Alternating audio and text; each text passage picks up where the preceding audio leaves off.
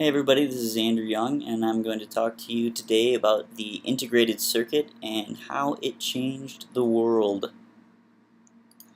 This is a photo of Jack Kilby. He was the inventor of the integrated circuit. In 1958, he was employed currently at Texas Instruments.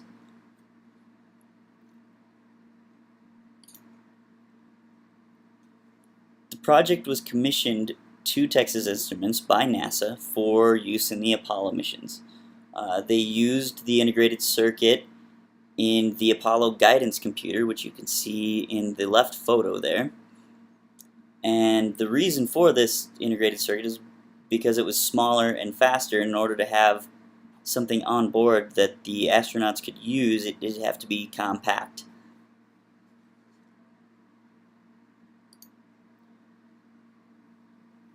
The Apollo missions needed an onboard guidance computer to accurately fly to the moon and back. The distance between the Earth and the moon is so vast that the human pilot couldn't physically or mentally control the spacecraft to accurately land on the moon and return to Earth, which is why the integrated circuit was invented.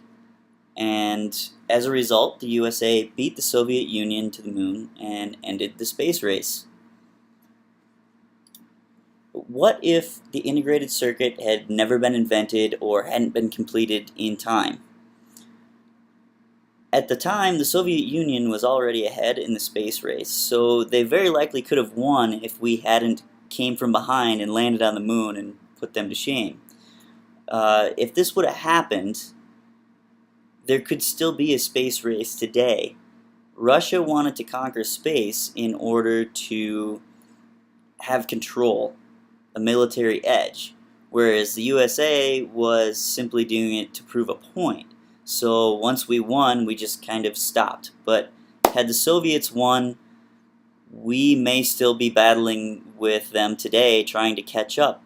We could have gone to Mars.